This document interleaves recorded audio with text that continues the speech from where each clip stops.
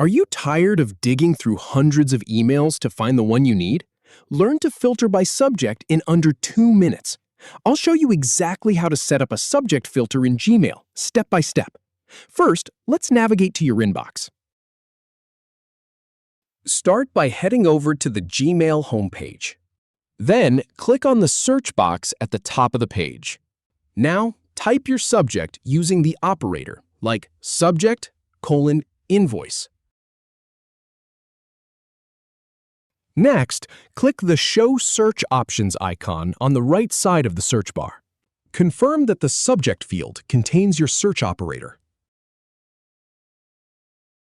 Once that's done, click on Create Filter.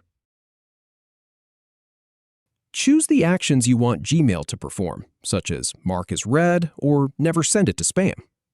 Finally, click Create Filter again, and your filter will automatically process future matching emails.